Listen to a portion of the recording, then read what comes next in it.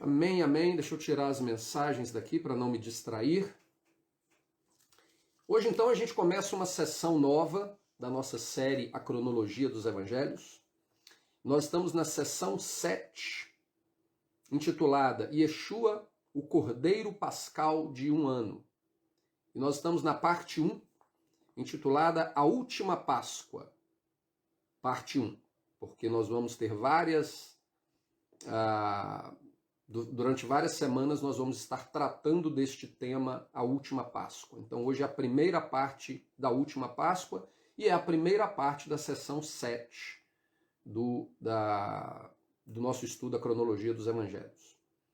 Nós estamos na semana 62 de ministério do Messias. O estudo de hoje vai ser dividido em 4 eventos. O primeiro evento é chegada à Páscoa. O segundo evento, o jumentinho. O terceiro evento, Yeshua é ungido. E o quarto evento, a entrada triunfal, é onde a gente vai estar concluindo aí o estudo de hoje. Na semana passada nós vimos que durante o período do 13º mês, que foi adicionado ao ano bíblico naquele ano, Yeshua aproveitou aquele mês extra e fez uma última passagem à região da Galileia, a região da Samaria. Posteriormente ele foi a Jericó antes de subir em direção a Jerusalém para a celebração da Páscoa. A gente precisa recapitular um pouco tudo que a gente viu até hoje, não tudo que a gente viu, mas principalmente em termos de cronologia, para que a gente possa se situar no período exato em que essas coisas estavam acontecendo na vida de Yeshua. Quando a gente começou essa série, nós vimos que, de acordo com as evidências históricas e o relato bíblico, quando a gente equipara o relato bíblico com as evidências históricas, fica claro que Yeshua teria nascido no ano 3 antes de Cristo. É confuso isso, se você não viu a introdução dessa série, a cronologia dos evangelhos. Lá a gente explica de maneira detalhada tudo isso, mas Jesus ele não nasceu no ano em que começa a se contar o calendário gregoriano.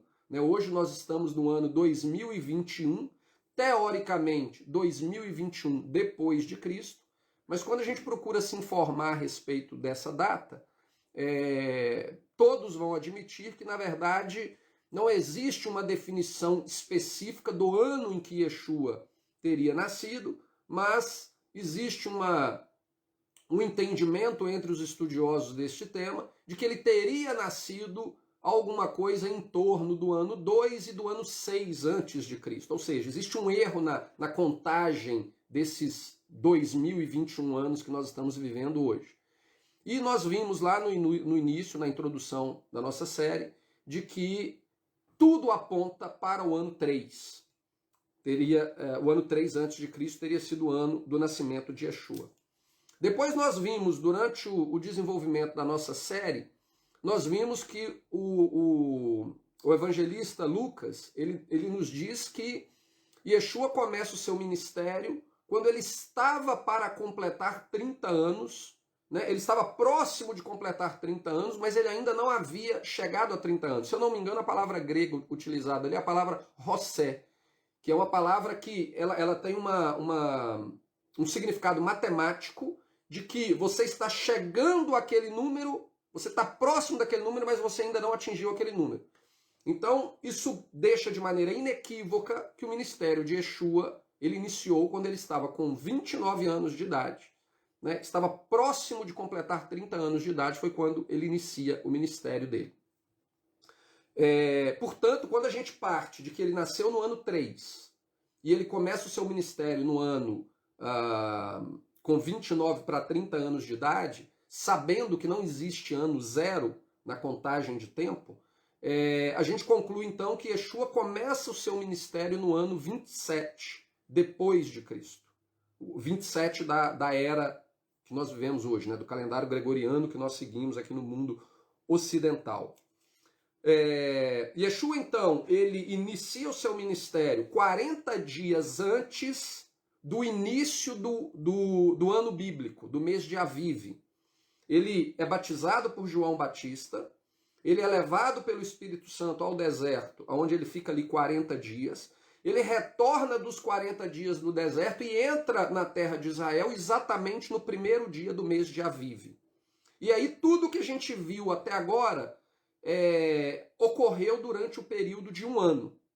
Aqui então a gente volta ao mês de Aviv, ou seja, um ano após o início do ministério de Yeshua. Tudo que a gente viu até agora está dentro deste período de um ano. Então, após um ano, Yeshua retorna a Jerusalém agora para participar de uma segunda Páscoa, após o início do seu ministério, e a sua Páscoa final, na verdade. Isso, portanto, ocorreu no ano 28 depois de Cristo. Como nós vimos dentro da análise da cronologia dos evangelhos, o estudo do irmão Michael Rood, que é quem elaborou esse estudo cronológico que durou 40 anos para que ele concluísse e resolvesse todas as possíveis contradições, né, e colocasse a narrativa dos evangelhos de forma harmonizada, de maneira que ela apresentasse realmente essa contagem de tempo de forma coerente, ele então determinou que a conclusão que ele chegou é que no final do ano houve um 13º mês que foi acrescentado, e com o acréscimo desse 13º mês, a lua ela teria sido avistada para determinar o início do ano bíblico no dia 14 de abril do ano 28 depois de Cristo. Naquele dia, baseado em estudos astronômicos que hoje nos dão a possibilidade de voltar no tempo e saber exatamente aonde que os astros estavam posicionados e etc., naquele dia 14 de abril, a lua sobre a nação de Israel, ela estaria 1,45% da sua área iluminada, ou seja, estaria apenas um filete iluminado no céu, e ela estaria a 10,03 graus acima do horizonte no pôr do sol do dia 14 de abril do ano 28 depois de Cristo.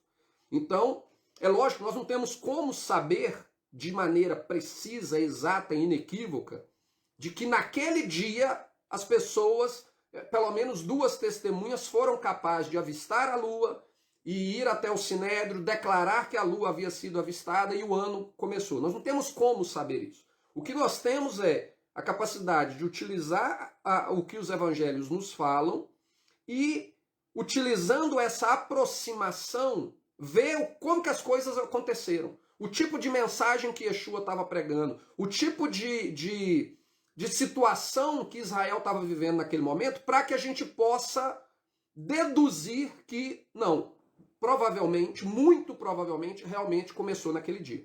Então, se realmente a lua foi avistada no pôr do sol do dia 14, e muitas vezes acontece dela não ser avistada no primeiro dia, por causa de alguma nuvem, ela, na verdade, quando começa o mês, ela fica na mesma região onde o sol está se pondo.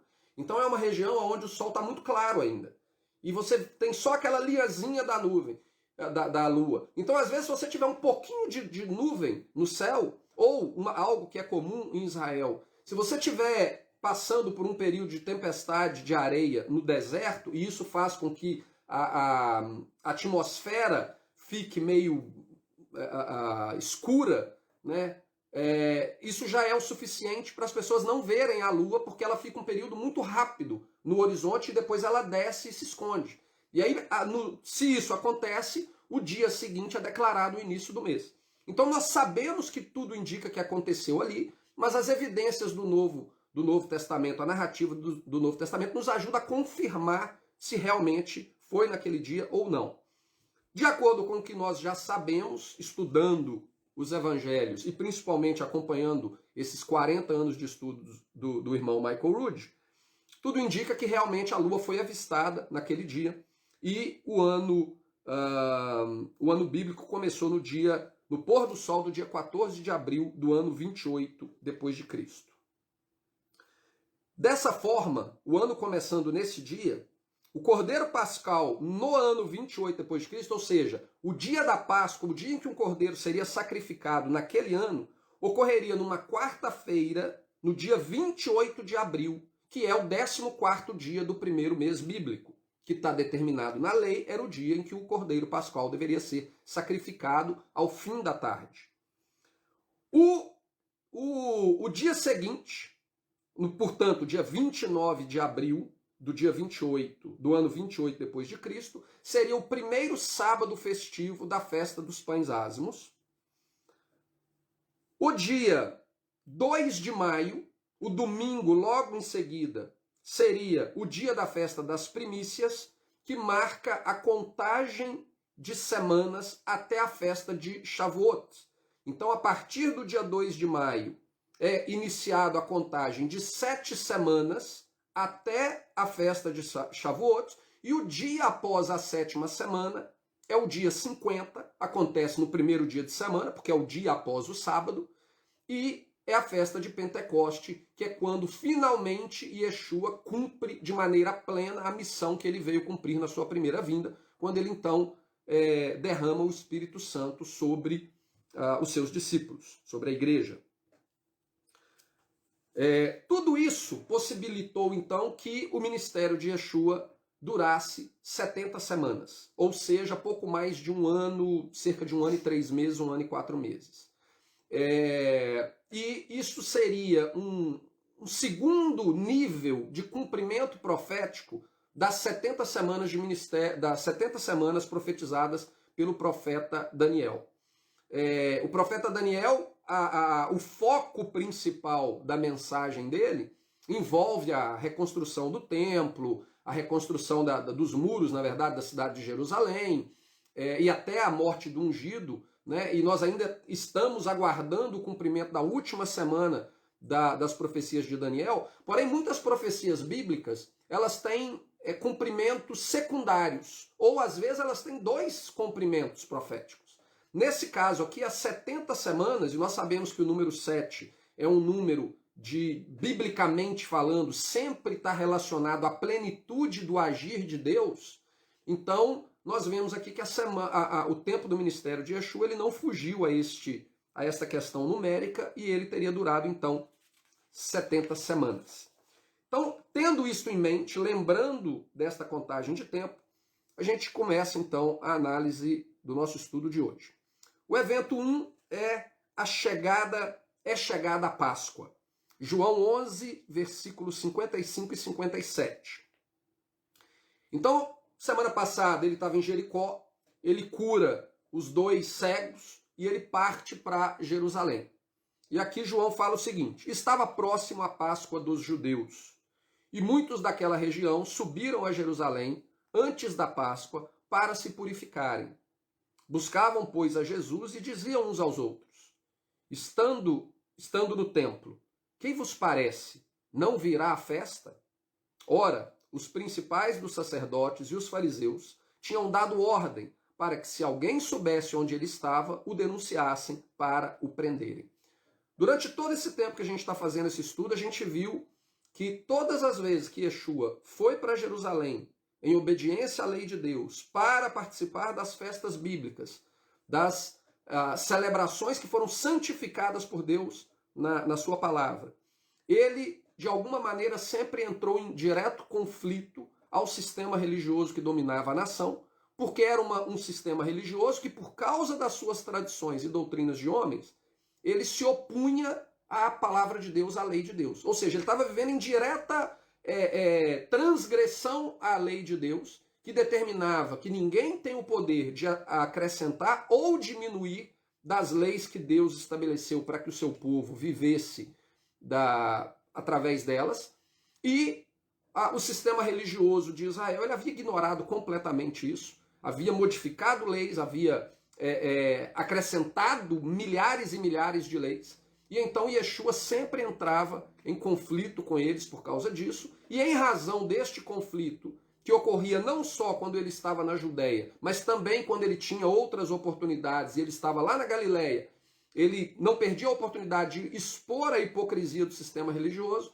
Eles então chegaram a uma conclusão: nós temos que matar esse cara. Esse cara, ele está trazendo problema, ele está levando as pessoas a nos questionar, a questionar a nossa autoridade sobre eles, né? Nós que somos os ungidos de Deus, nós que recebemos a unção de Moisés para representarmos Moisés na terra, a autoridade que Deus deu para Moisés hoje é nossa, pelo menos isso é o que eles acreditavam. E eles falaram, esse cara, ele não está se submetendo à nossa autoridade, ele não está se submetendo ao nosso sistema. Então, nós temos que matá-lo. E uma das coisas que deixou claro para eles que eles tinham que fazer isso o mais rápido possível foi algo que aconteceu algumas semanas antes, a ressurreição de Lázaro.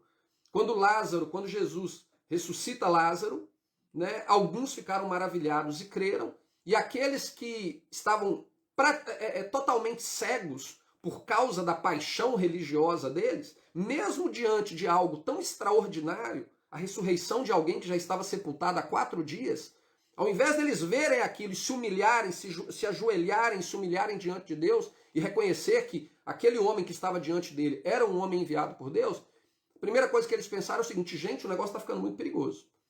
Esse cara está começando a fazer coisas que nós vamos perder o controle, nós temos que dar um fim nele. E isso tinha acontecido apenas cerca de um mês antes do período da Páscoa. Portanto, eles já estavam aqui aguardando a chegada dele em Jerusalém para, de alguma maneira, dar um fim nele. E aí a gente vai para o evento número 2, o jumentinho. Mateus 21, versículo 1 a 7a, Marcos 11, de 1 a 6, Lucas 19, 29 a 34 e João 12, versículo 1.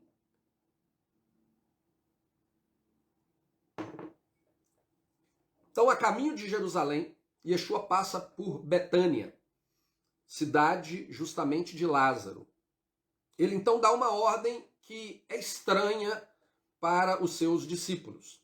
Ele vira para os seus discípulos e fala, olha, vão até a aldeia que está aqui perto, e lá vocês vão encontrar um jumentinho, uma jumenta com um jumentinho. Tragam um jumentinho para que eu possa usar. Tem que ser um jumentinho que ninguém nunca utilizou para nada. Ele nunca pode ter sido montado, ele nunca pode ter feito nenhum tipo de trabalho, e vocês trazem esse jumentinho para mim.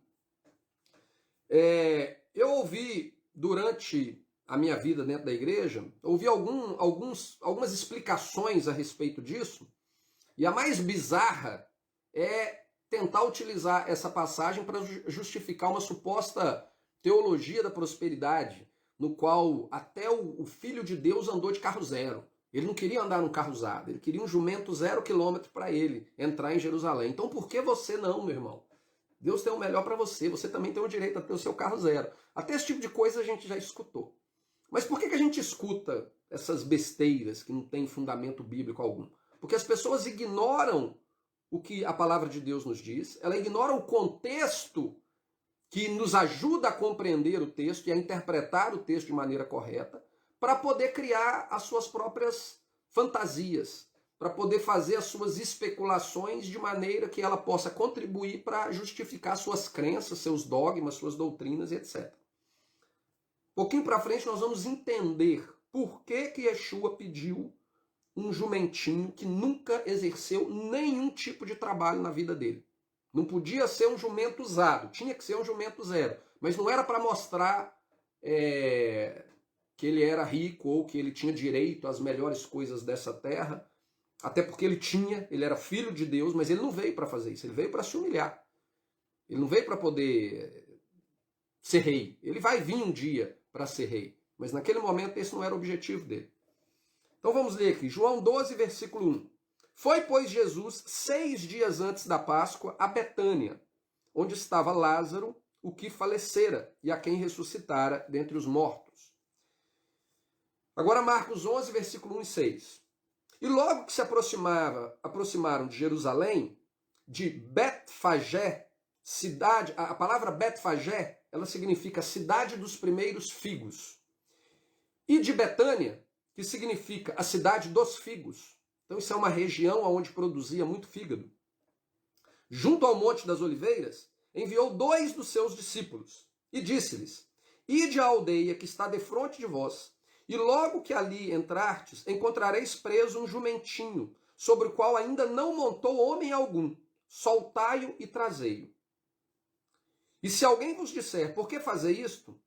Dizei-lhe que o Senhor precisa dele, e logo o deixará trazer para aqui. E foram e encontraram o jumentinho preso fora da porta, entre dois caminhos, e o soltaram.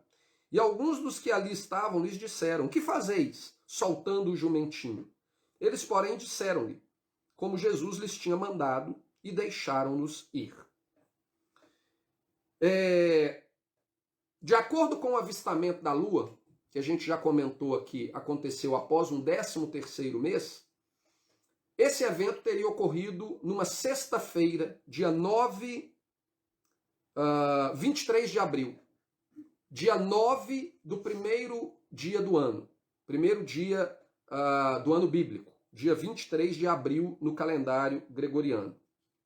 A gente precisa ter em mente essas datas, porque essas datas nos levam a entender como que Yeshua cumpriu as figuras proféticas que estavam estabelecidas por Jeová na lei e nos profetas, o que confirma que ele é realmente o Filho de Deus, o enviado de Deus, o Messias prometido, que veio para poder reestabelecer a aliança de Deus com seu povo. Então a gente precisa ter isso em mente. Às vezes algumas pessoas podem virar e falar o seguinte, mas isso é besteira, né? Você está preocupado com datas, com genealogias, com não sei o quê, porque né, tem aquele texto lá que fala, acho que é o próprio Jesus que fala a respeito dos fariseus, né, preocupados com genealogias e etc. E aí as pessoas querem usar isso para poder aplicar que a gente não tem que estar preocupado com nada disso, mas nós precisamos estar preocupados, porque a verdade de Deus, ela se confirma através de mínimos detalhes. As profecias se confirmam através de mínimos detalhes. E a gente precisa confirmar as profecias para que nós possamos falar de maneira inequívoca que Yeshua é o Filho de Deus. Se ele não cumpriu as profecias, se ele não é o cumprimento das sombras proféticas estabelecidas na lei e nos profetas, principalmente as sombras proféticas contidas nas festas bíblicas, como que eu posso virar e falar eu estou seguindo realmente alguém que foi enviado por Deus? Eu não posso. Então a gente precisa estar atento a esses detalhes. Mateus chega a mencionar a questão profética relacionada a isso. Em Mateus 21, versículo 1 a 7, ele fala o seguinte: E quando se aproximaram de Jerusalém e chegaram a Betfagé, ao Monte das Oliveiras, enviou então Jesus 2 discípulos, dizendo-lhes: Ide à aldeia que está defronte de vós, e logo encontrareis uma jumenta presa e um jumentinho com ela, desprendei-a e trazei-nos. E se alguém vos disser alguma coisa, direis que o Senhor os há de mister, e logo os enviará de volta. Ora, tudo isso aconteceu para que se cumprisse o que foi dito pelo profeta que diz: Dizei à filha de Sião, eis que o teu rei aí te vem manso e assentado sobre uma jumenta e sobre um jumentinho, filho de animal de carga. Na verdade, ele estava sentado sobre o jumentinho, é isso que a profecia fala, né? O filho da jumenta. E indo os discípulos e fazendo com Jesus lhes ordenara, trouxeram a jumenta e o jumentinho. Então aqui a gente conclui o evento 2. Nós vamos voltar nele quando a gente chegar no evento final. Mas a gente passa aqui agora ao evento 3. Yeshua é ungido. Mateus 26, versículo 6 a 13. Marcos 14, versículo 3 a 9. E João 12, versículo 2 a 11. Nós vamos ler aqui João 12, versículo 2 a 11. Então, ele chega ali na região de Betfagé e de Betânia. Ele fala com os discípulos, vão até aquela aldeia, tragam um animal. E naquela oportunidade, ele vai para Betânia para encontrar ali com os seus conhecidos, com as pessoas que eram próximas dele, principalmente Marta e Lázaro, Maria e Lázaro. Não, Marta e Lázaro. Fizeram-lhe, pois, ali uma ceia, e Marta servia, e Lázaro era um dos que estava à mesa com ele. Então Maria também, né? Maria e Marta são as irmãs de Lázaro. Então Maria, tomando um arratel de unguento, de nardo puro, de muito preço, ungiu os pés de Jesus, e enxugou-lhe os pés com seus cabelos, e encheu-se a casa do cheiro do unguento. Então um dos discípulos, Judas Iscariotes, filho de Simão, o que havia de traí-lo, disse: Por que não se vendeu este unguento por 300 dinheiros e não se deu aos pobres? Ora, ele disse isso não pelo cuidado que tivesse dos pobres, mas porque era ladrão e tinha bolsa e tirava o que dali se lançava. Disse, pois, Jesus: deixai-a para o dia da minha sepultura, guardou isto. Porque os pobres sempre os tendes convosco, mas a mim nem sempre me tendes. E muita gente dos judeus soube que ele estava ali e foram, não só por causa de Jesus, mas também para ver a Lázaro, a quem ressuscitara dentre os mortos. E os principais dos sacerdotes tomaram deliberação para matar também a Lázaro, porque muitos dos judeus, por causa dele, iam e criam em Jesus. Então, novamente, nós temos que dar um fim em Jesus, nós temos que dar um fim em Yeshua, nós temos que acabar com essa mensagem, com essa história de que ele ressuscitou esse tal de Lázaro, e, de preferência, vamos dar um fim nesse tal de Lázaro também, porque ele é uma testemunha viva do que esse Yeshua é capaz de fazer. E as pessoas estavam crendo nele por causa disso. Então, depois dele receber o jumentinho, ele foi ali para essa casa, a casa de Simão, um dos leprosos que Yeshua curou durante o ministério dele. E ali ele foi ungido por Maria, já como um símbolo de uma unção preparada para aquilo que ele viria a sofrer, principalmente a sua morte, como o próprio Yeshua deixou claro. Portanto, isso acontece na noite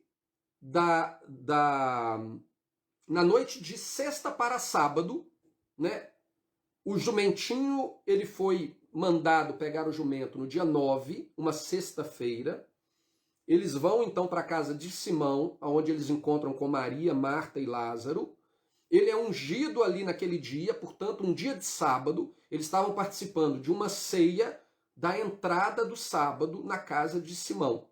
E ali eles ficaram até o dia seguinte. No dia seguinte, portanto, o 10º dia do primeiro mês bíblico, Yeshua se prepara para ir para Jerusalém, montado no seu jumentinho 0 km. E aqui a gente tem que novamente fazer uma pausa e durante esses estudos que nós vamos estar tratando da Páscoa, eu vou procurar ser o mais detalhado possível, porque é a parte mais importante vamos dizer assim, não é a parte mais, como que eu posso dizer para as pessoas não me criticarem, né? Qualquer coisa que eu falar eu vou ser criticado. Eu não vou dizer que ela é a parte mais importante, porque o que é mais importante na vida de Jesus é o todo. É o todo. Não existe um pedaço que eu posso virar e falar. Sem a morte dele não existiria a nova aliança. Mas, sem a mensagem dele, a mensagem do Evangelho, nós não entenderíamos o que a nova aliança significa para nós. E se nós não entendermos, nós viveríamos uma vida em rebelião a Deus, o que nos conduziria à perdição de qualquer maneira. Independente da morte dele, que é o que vai acontecer com a maioria da humanidade. Independente de Yeshua ter morrido por todos os homens, nem todos os homens serão salvos. Por que nem todos os homens serão salvos?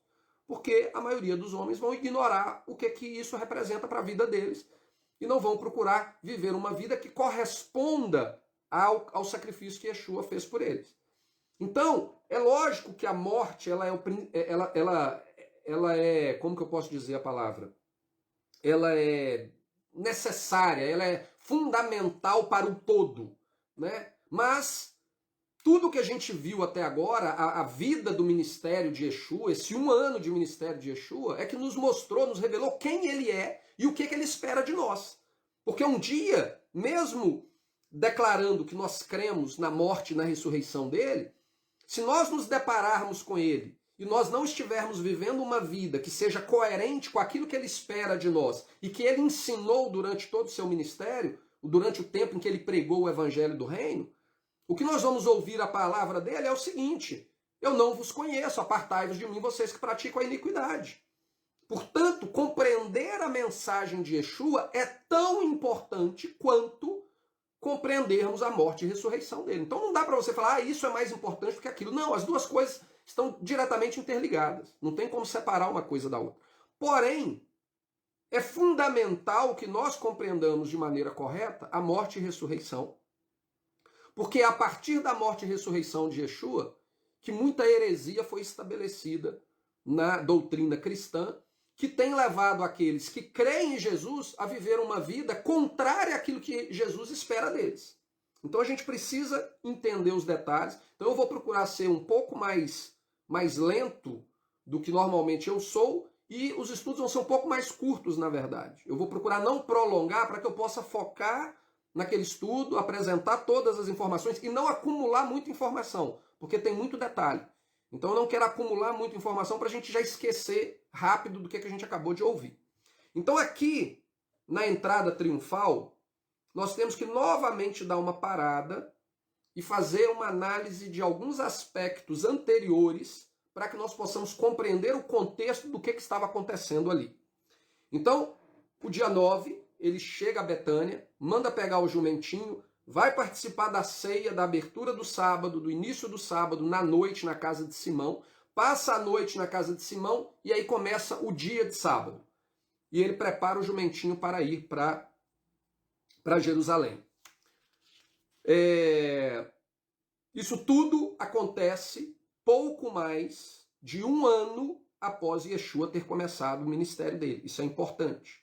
1 ano depois dele ter começado o ministério, essas coisas acontecem na vida dele.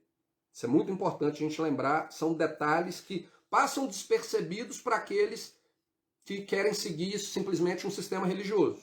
Eu quero acreditar no que o padre me falou, eu quero acreditar no que o pastor me falou, eu quero acreditar no que a minha denominação fala.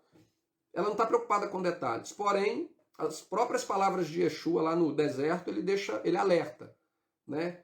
Que nem só de pão viverá o homem, mas de toda a palavra que provém da boca do Pai, da boca de Deus, toda a palavra. Então, a mínima palavra ela é importante, e aqui a gente precisa saber isso. Foi 1 ano de duração até aqui. O evento, então, o evento 4, a entrada triunfal, ele é Mateus 21, versículos 7b a 11, e 15 e 16. Como vocês já sabem, que vocês estão acompanhando há mais tempo os estudos, Mateus ele não fez a narrativa dele de forma cronológica, então tem hora que ele coloca... nós sabemos que o único que declara de maneira pública que ele fez as coisas de ordem cronológica é Lucas.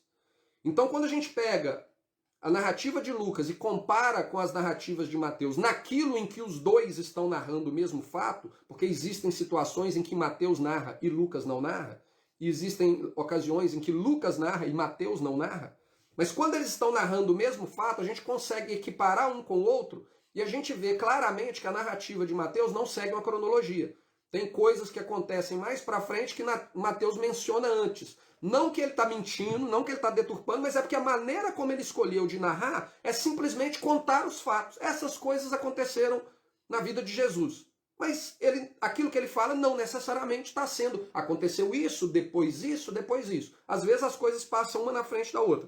Por isso que quando a gente lê aqui a respeito da entrada triunfal, Mateus ele faz uma narrativa no capítulo 21, do versículo 7b a 11, e depois a gente pula para o versículo 15 a 16, porque no meio ele introduz uma outra ideia que na verdade é algo que vai acontecer depois.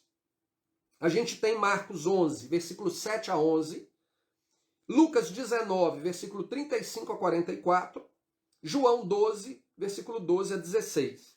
Inclusive, se eu não me engano, eu vou utilizar Lucas como o nosso texto base, quando a gente for ler ele.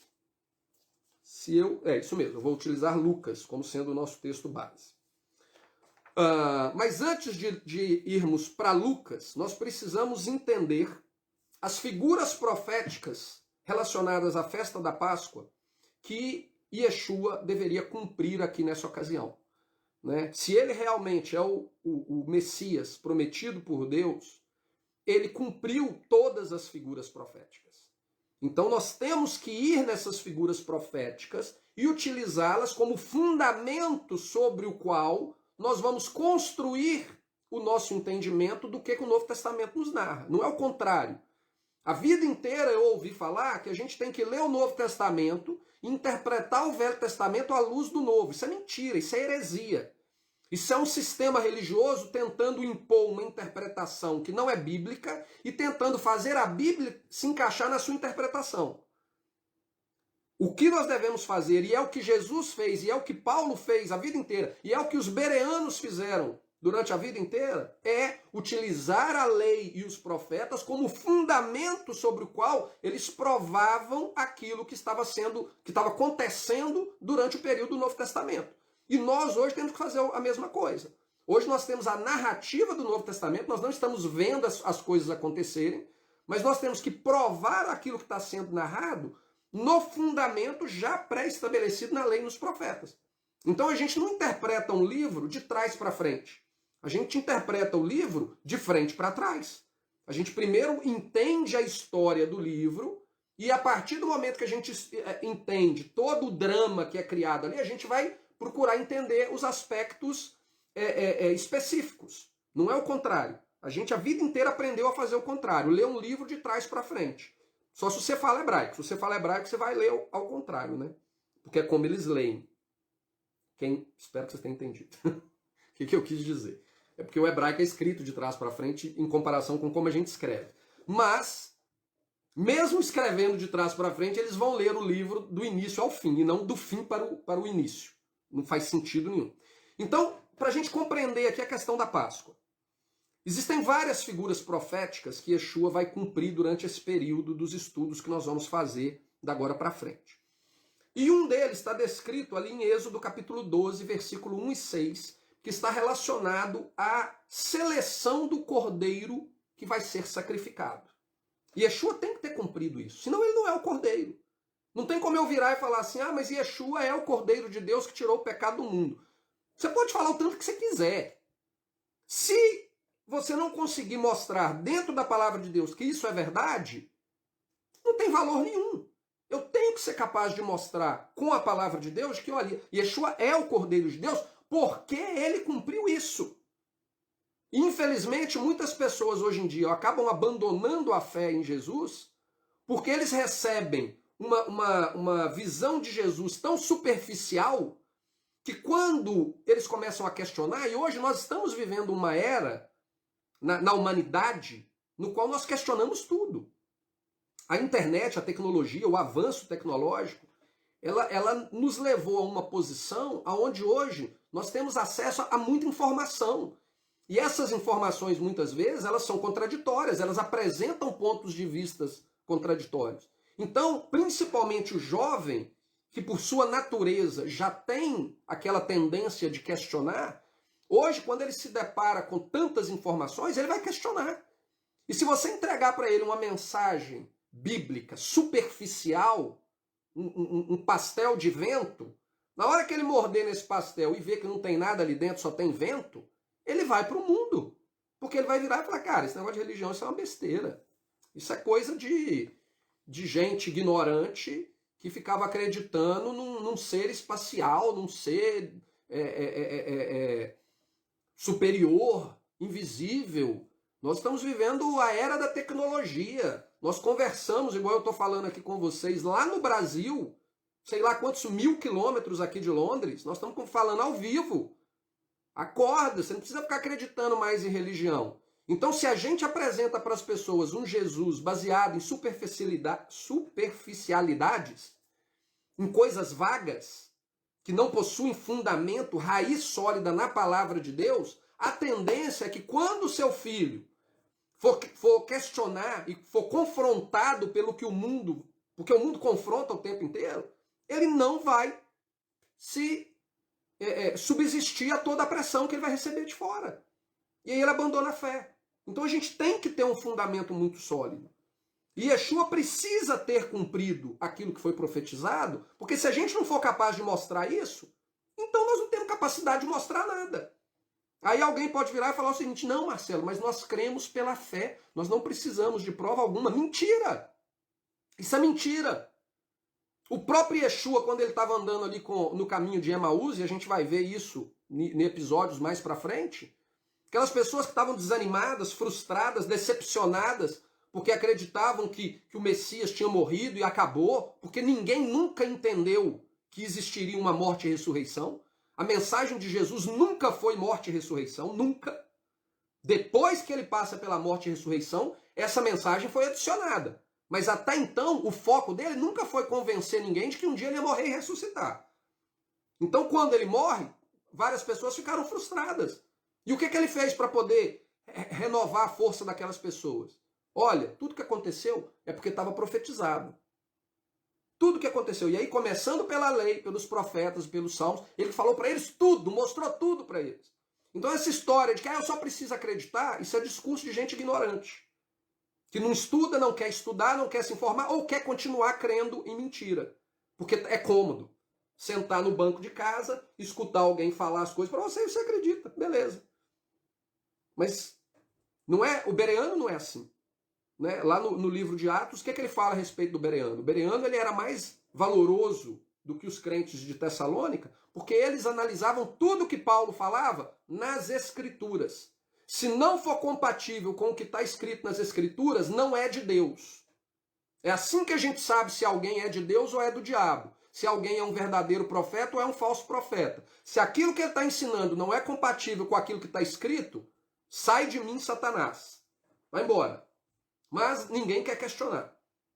Só que se a gente preocupa com o futuro das gerações futuras e o futuro da igreja, que infelizmente a cada dia está sendo cada vez mais contaminada pelas coisas desse mundo, mas se a gente se preocupa em salvar o remanescente, em manter o remanescente fiel, a gente tem que passar para eles algo fundamentado na palavra de Deus.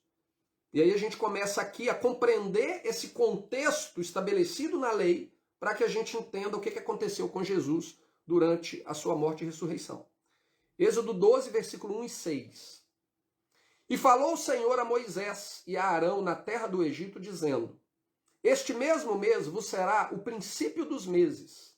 Este vos será o primeiro dos meses do ano. Falai a toda a congregação de Israel, dizendo: Aos 10 deste mês, tome cada um para si um cordeiro, segundo as casas dos pais, um cordeiro para cada família. Mas se a família for pequena para um cordeiro, então tome um só com seu vizinho, perto da sua casa, conforme o número das almas, cada um conforme o seu comer. Fareis a conta conforme ao cordeiro. O cordeiro, ou cabrito, será sem mácula, um macho de 1 ano, o qual tomareis das ovelhas ou das cabras. E o guardareis até o 14º dia deste mês. E todo o ajuntamento da congregação de Israel o sacrificará à tarde. Portanto, à tarde do 14º dia. Então, como que eu posso falar que Jesus mandou pegar o jumentinho no dia 9? E como que eu posso falar que o dia 9 era uma sexta-feira? Porque, como nós sabemos, o dia que a lua apareceu no céu foi... Qual dia? Não me lembro mais. Foi no dia 14 de abril. Foi no dia 14 de abril. Eu acredito que eu não escrevi aqui o dia da semana em que isso aconteceu. Não me lembro de ter mencionado aí antes com vocês, mas foi no dia 14 de abril que a lua teria sido avistada. Dessa maneira, eu havia escrito aí, já havia comentado antes, a Páscoa seria no dia 28 de abril, numa quarta-feira. Então, com esses dados, a gente consegue concluir que, segundo a figura profética estabelecida por Deus em Êxodo, capítulo 12, no dia 10, o cordeiro deveria entrar em casa. E do dia 10 até o dia 14, o cordeiro vai ser examinado, ele vai ser analisado, ele não pode ter defeito nenhum, não pode ter nada. E aí, depois que você analisar tudo relacionado àquele cordeiro, no dia 14, aquele cordeiro está preparado para ser sacrificado. E Yeshua tem que ter cumprido essas figuras proféticas. Então, para ele ter cumprido essas figuras proféticas, ele tem que ter entrado em Jerusalém no dia 14, no dia 10. Ele tem que ter entrado no dia 10. E ele tem que ter sido examinado por 4 dias. E no dia seguinte ele tem que ter morrido. Isso tudo tem que ter acontecido na vida dele, de uma maneira ou de outra. Nós sabemos que as figuras proféticas, elas não são uma descrição exata daquilo que ela tende, daquilo que ela tem o objetivo de representar. Ela não é uma descrição exata, perfeita. A figura profética ou a sombra profética, ela é apenas uma imagem de algo que vai se revelar mais lá para frente. Então a gente precisa encontrar na narrativa dos evangelhos como que essa figura profética se aplicou na vida de Yeshua, para que nós possamos confirmar que, não, realmente ele é o Filho de Deus, realmente ele é o Messias prometido. Ou então nós estamos crendo em sei lá o quê, em qualquer coisa. Igual o budista crê em Buda, igual o espírita crê no Allan Kardec e não sei quem lá mais, igual qualquer pessoa crê em qualquer religião. Ou igual o ateu que não crê em nada. Porque se a gente crê em algo que nós não conseguimos comprovar dentro da palavra de Deus, eu não estou falando comprovar com a ciência do mundo ou com a sabedoria do mundo, estou falando com a palavra de Deus. Se eu creio que algo veio de Deus e eu não consigo provar dentro da palavra de Deus que aquilo é coerente com o que Deus prometeu, e eu falo, não, mas eu vou acreditar assim mesmo, então, a minha fé não é diferente da não fé do ateu. Quer dizer, da fé do ateu de acreditar que não existe nada. Entendeu? Não é diferente. Então, levando em conta tudo isso, eu quero primeiro partir da perspectiva cristã. Segundo a perspectiva cristã, o ministério de Yeshua durou 3 anos e meio. Nós sabemos, né, eu já falei sobre isso na introdução, já expus que isso é um erro, já mostrei de maneira clara, argumentei ali de que não faz sentido nenhum o ministério ter 3 anos e meio. Na verdade, a ideia dos 3 anos e meio, ela tinha o objetivo de provar, de alguma maneira, algo que foi criado por Eusébio lá no século IV, mas ela tinha o objetivo de provar que a profecia das 70 semanas de Daniel havia se completado de forma plena, ou seja, tudo acabou, inclusive a lei. Então a lei foi abolida e o reino foi entregue para o papado, e a partir daquele momento Jesus reinava na terra através do Papa. Esse era o objetivo de Eusébio ter criado os 3 anos e meio de ministério. É para poder inventar justificativa para colocar poder na mão dele e do sistema religioso que ele representava. Era só isso. Para isso que foi inventado os 3 anos e meio. Você não consegue provar dentro da Bíblia de maneira nenhuma 3 anos e meio. E a gente já tratou disso em detalhes, apresentamos argumentos históricos, tanto nos escritos dos pais da igreja, quanto em manuscritos mais antigos do Novo Testamento e etc. Não vou voltar nisso, quem tiver interesse, volta lá nas 2 introduções que eu fiz na cronologia dos evangelhos, que vocês vão compreender isso bem. Mas o objetivo dos 3 anos e meio era simplesmente isso, tirar o poder da palavra de Deus, tirar o poder de Jesus e dar um sistema religioso, entregar o poder na mão de um sistema religioso. Eles não estavam preocupados em confirmar a verdade de Deus. Eles estavam preocupados em construir uma verdade que desse a eles o poder de Deus. É isso que eles fizeram. Só que, se nós sabemos que o Cordeiro Pascal ele tinha que ter 1 ano de idade, nós temos que encontrar alguma coisa na vida de Yeshua que tenha 1 ano de idade. Ele não tinha 1 ano de idade, nós sabemos que ele não tinha, ele estava com 30 anos de idade nessa ocasião. O que tinha de 1 ano de idade na vida dele? O ministério dele. Ele tinha começado o ministério 40 dias antes do ano novo, daquele ano, do ano 27, e ele agora viria a ser sacrificado no dia da Páscoa, no ano 28. Portanto, o ministério dele tinha 1 ano e 55 dias, 54 dias aproximadamente. Portanto, dentro da figura profética estabelecida na questão do 1 ano do Cordeiro, o ministério de Yeshua na terra ele obedecia exatamente esses critérios da figura profética. E foi assim que ele se cumpriu. Mas se eu coloco 3 anos e meio, acabou. Eu destruí a figura profética, ela não tem significado nenhum para mim, e eu também não estou interessado porque eu não estou querendo seguir o que Deus falou, estou querendo seguir o que a minha religião impõe. Então, não faz muita diferença. Destrói a figura profética e joga ela para lá. Um outro ponto defendido pela doutrina cristã é que a entrada de Jesus em Jerusalém aconteceu num domingo. Se eu não me engano, não sou muito familiarizado com as doutrinas católicas, mas se eu não me engano se chama Domingo de Ramos. É isso? Acho que é Domingo de Ramos. Então, no domingo, aqui na Inglaterra, no Brasil eu não via isso, mas aqui na Inglaterra a gente vê. No domingo antes da Páscoa cristã, que é celebrado numa data que não tem nada a ver com a Páscoa bíblica, na verdade está associado a cultos pagãos, e que foi imposta por Constantino no ano 325 no concílio de Nicéia. Eles decidiram que nós não vamos seguir a Páscoa segundo os judeus. Ou seja, nós não vamos seguir a Páscoa que Deus determinou, nós vamos seguir a nossa Páscoa. Então nós vamos pegar a data da celebração da deusa da fertilidade babilônica e nós vamos celebrar com algumas tradições ali, e aí depois com o passar do tempo foi aparecendo ovo de Páscoa e tudo mais, e coelhinho, que está tudo relacionado ao paganismo. Ou seja, você abriu a porteira para passar uma associação com o paganismo, com o passar do tempo passa uma boiada. E aí hoje tem tudo quanto é tipo de paganismo dentro da Páscoa. Mas deixando isso de lado, segundo a tradição cristã, a entrada triunfal aconteceu num domingo, Jesus morreu numa sexta e ressuscita num domingo. Novamente, eles falam isso porque eles não estão nem aí para o contexto bíblico, para o que realmente a palavra de Deus fala. Até porque a própria doutrina católica fala que você não tem que crer no que está escrito, você tem que crer na tradição da igreja. A igreja, o magistério da igreja é que tem o poder de interpretar o que está escrito e te falar no que você tem que acreditar.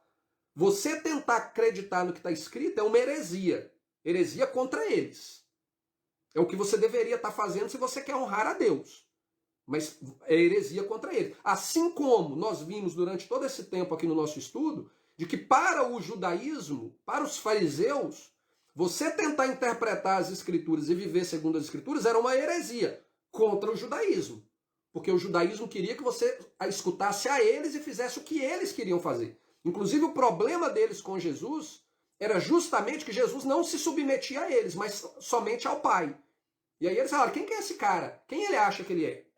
Que para poder nos desafiar, para não se submeter a nós. Então, o problema que Jesus viveu com o judaísmo é o mesmo problema que nós hoje enfrentamos com o cristianismo. São duas caras de uma mesma moeda, que vivem o mesmo problema, que acrescentam e que diminuem da lei de Deus e que vivem baseadas em doutrinas e tradições de homens e que rejeitam a lei de Deus, que torna a lei de Deus inútil. Esse é o problema do judaísmo e é o problema da teologia cristã.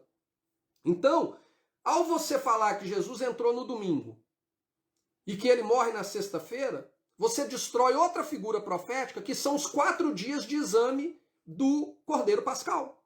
Porque aí você vai ter o exame domingo, segunda, terça, quarta, quinta. O animal ficou 5 dias na sua casa e aí na sexta-feira ele morre, no 6º dia. Mas na verdade, segundo o que nós lemos aqui em Êxodo capítulo 22, o Cordeiro Pascal ele vai entrar na sua casa no dia 10. Então você vai examinar ele no dia 10, no dia 11, no dia 12 e no dia 13. E no dia 14 ele vai morrer. Ele vai morrer no 5º dia. Ele vai ficar 4 dias sendo examinado e no 5º dia ele morre. Se ele entra no domingo, ele vai ficar 5 dias sendo examinado e vai morrer no 6º. Não é uma conta difícil de fazer. Né? Não é uma conta difícil de fazer. Mas a pessoa precisa ter interesse em viver segundo aquilo que está escrito.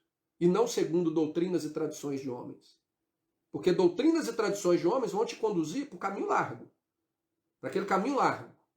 Que te conduz à perdição e não à salvação. Então aqui eles destroem uma outra figura profética contida em Êxodo capítulo 22, que são os 4 dias que o cordeiro ficaria sendo examinado. E, de sobra, eles ainda fazem de Jesus um profeta mentiroso.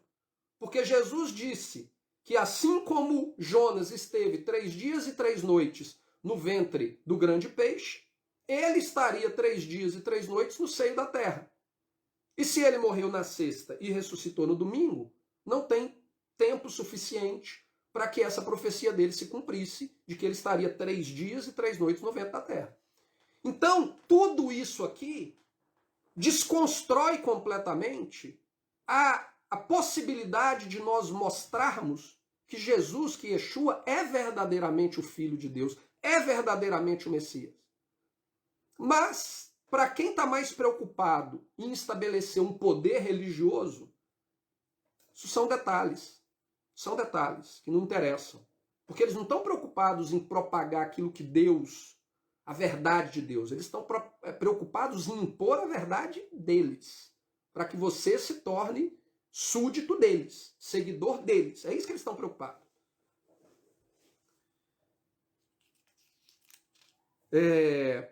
A única coisa que interessa para esses que seguem essa narrativa, muitos seguem essa narrativa por ignorância. Mas nós estamos vivendo um tempo em que a ignorância não é desculpa para mais ninguém, porque nós temos acesso à informação. Mas aqueles que querem, principalmente os teólogos que estabeleceram essas crenças, hoje a maioria do povo é vítima desses teólogos. Quando eu critico o cristianismo, quando eu critico as doutrinas cristãs, eu não estou criticando o pastor que está lá no púlpito hoje. Eu estou criticando o autor do livro que ele está lendo. E eu estou criticando ele por não procurar se informar também, por não crer no que está escrito. Critico ele nesse aspecto de ignorância e de continuar na ignorância. Continuar sendo cego, sendo guiado por cego. Mas o grande problema são aqueles que fundamentaram a doutrina cristã lá no início, lá no tempo dos pais da igreja, lá no protestantismo e etc. Infelizmente a maioria é vítima, mas isso não vai servir para abolir eles da responsabilidade que eles têm. Principalmente se eles estão ensinando os outros a seguir por um caminho que é mentira. Mas a visão desses teólogos nunca foi fazer da palavra de Deus verdade, apresentar a verdade de Deus ao mundo. A intenção desses teólogos foi tentar utilizar o texto estabelecido por Deus para justificar a verdade deles. E aí eles veem no texto que convém e usam e ignoram o texto que não convém e jogam no lixo, como se não existisse. E é isso que eles fizeram com as figuras proféticas aqui. Por que isso é perigoso? Por que isso é tão sério? Porque o próprio Deus nos diz em Isaías 46, versículo 9 e 10, que ele usa a palavra profética para provar quem ele é. Vou ler com vocês. Isaías 46, 9 e 10. Lembrai-vos das coisas passadas, desde a antiguidade, que eu sou Deus e não há outro Deus. Não há outro semelhante a mim, que anuncio o fim desde o princípio e desde a antiguidade as coisas que ainda não sucederam. Que digo, o meu conselho será firme e farei toda a minha vontade. Ou seja, através da palavra profética, através das figuras proféticas, nós podemos mostrar para o mundo que Deus é Deus. Eu lembro que uma vez, a minha filha, aqui na Inglaterra, frequentando uma escola, tendo aula de ensino religioso e a professora sendo ateia. A professora não acreditava em Deus e dava aula de ensino religioso. Então vocês já imaginam a confusão que colocava na mente das crianças. Numa sala onde tinha cristãos, ateus, muitas crianças que são ensinadas desde cedo a não crer em nada, e muçulmanos. Então, elas eram bombardeadas com questionamentos. E eu lembro uma vez que a minha filha virou para mim e falou assim comigo: pai, como que nós temos certeza de que a nossa fé é que é a verdadeira e não a fé deles é a verdadeira? E é uma pergunta boa, é uma pergunta que nós devemos fazer sempre. Né? Por que eu acredito que eu é que estou certo? Por que não é o budista que está certo? Por que não é o muçulmano que está certo? E a palavra está aqui em Isaías 46. Porque o nosso Deus, através da palavra profética, ele dá testemunho diante do mundo de que não existe nenhum Deus semelhante a ele. Você pode procurar em todos os livros religiosos do mundo. Você não vai ver nenhum livro com o mesmo poder e autoridade no que diz respeito à previsão futura, profética, e com tamanha exatidão e perfeição quanto o texto bíblico. Hoje mesmo nós estamos vivendo na humanidade a confirmação disso. Há 2000 anos atrás, João estava escrevendo a respeito de um tempo em que nós seríamos controlados e que se nós não nos submetêssemos ao sistema estabelecido pelo governo, nós não poderíamos mais comprar nem vender e vai chegar um tempo que nós perderíamos a nossa cabeça por causa disso. Nós estamos vendo esse sistema sendo implementado hoje. Até pouco tempo atrás, as pessoas poderiam virar e falar assim: que é isso, cara? Isso é ridículo. Você acredita nessa besteira de Apocalipse? Isso é uma besteira. Hoje, aqueles que diziam é uma besteira, eles têm que ser muito desonestos para poder, no mínimo, virar e falar assim: cara, como que esse cara adivinhou que ia acontecer isso, hein? No mínimo, eles não precisam acreditar em Deus, em nada. Mas no mínimo eles têm que virar e falar assim, cara, o que o cara falou há 2000 anos atrás está acontecendo. Isso não é só com João. Quando a gente vai no livro de Daniel, o cumprimento profético do livro de Daniel é tão perfeito, é tão maravilhoso, é tão exato, que as pessoas que querem rebater o livro de Daniel, o único argumento que eles têm para falar é o seguinte, o livro de Daniel foi escrito depois que as coisas aconteceram. De tão perfeito que são as profecias de Daniel. Então eles tentam desconstruir a verdade do texto bíblico, a autoridade do texto bíblico. Por quê? Porque a autoridade do texto bíblico mostra que não existe um outro Deus semelhante ao nosso Deus, que anuncia as coisas futuras antes que elas acontecessem. Desde a antiguidade ele já estava falando, isso vai acontecer, e acontece. E aí o próprio Deus desafia, mostra quem é semelhante a mim. Não tem. Então quando a minha filha me perguntou, pai, por que a nossa é a verdade? A minha resposta para ela é a profecia bíblica. A profecia bíblica ela é o DNA de Deus. Ela mostra que Deus é Deus e que não existe outro semelhante a Ele. Só que a partir do momento que a minha paixão religiosa, o meu amor e devoção pela minha denominação se torna mais importante do que mostrar para o mundo de que a profecia bíblica se cumpre com perfeição, e eu quero desconstruir a profecia bíblica porque eu quero propagar a doutrina da minha denominação, o que eu estou fazendo não é só desconstruir o texto, eu estou desconstruindo Deus. Eu estou desconstruindo a identidade de Deus para se revelar ao homem. No momento em que eu ignoro a profecia bíblica. Ah, não, isso é coisa mínima. Isso é insignificante. Não é insignificante. Deus prova para o mundo que ele é Deus através da profecia. E se você ignora a profecia, você está ignorando o próprio Deus. E está fazendo um desserviço à obra do Filho de Deus de anunciar ao mundo que existe apenas um Deus e que Jesus, Yeshua, é o seu Filho, é o Messias prometido. Você está fazendo um desserviço, você está trabalhando para o inimigo. Infelizmente é isso que está acontecendo. Mas para os teólogos cristãos isso é irrelevante. O importante é realmente manter viva a narrativa de que o que a denominação deles ensina que é a verdade absoluta. Nada diferente do que o judaísmo fez com Jesus. Nada. Nada. Se Jesus viesse hoje, os que o crucificariam seriam os líderes religiosos cristãos. Eu não tenho dúvida nenhuma disso. Porque são a cara da mesma moeda do judaísmo. Quando a gente analisa tudo isso em contexto, baseado no conhecimento da lei e dos profetas, tudo passa a fazer muito mais sentido. Tudo passa a ficar óbvio, claro, inquestionável. A gente vê a palavra de Deus de forma harmônica. O Novo Testamento se encaixando no Velho Testamento de forma harmônica e não lutando um com o outro. Dentro da visão cristã, o Novo Testamento é inimigo do Velho. Não tem questionamento. O Novo Testamento nos prega um Deus que é inimigo do Deus do Velho Testamento. Basicamente é isso. Eles não admitem, mas na prática é isso. Tanto que, se você falar que você crê em Jesus, mas que você quer guardar a lei de Deus, eles vão virar e falar, não, não é compatível, você caiu da graça. Você não pode estar no nosso meio. Por quê? Porque os que estão aqui não podem ter comunhão com os que estão aqui, na velha aliança. E, na verdade, a nova aliança, ela é a velha aliança renovada. Ela é feita com o mesmo povo, com o mesmo propósito, com o mesmo objetivo, porém, através de um sacrifício perfeito. Simplesmente isso. Mas a maneira como o cristianismo apresenta é como se fosse uma guerra entre dois deuses, entre dois povos, entre duas alianças. Isso não existe. Só existe na cabeça daqueles que acreditam nisso. Quando a gente harmoniza isso tudo, e os textos do Novo Testamento se alinham com o texto do Velho Testamento, a gente compreende verdadeiramente a obra de Deus, o projeto de redenção de Deus para a humanidade.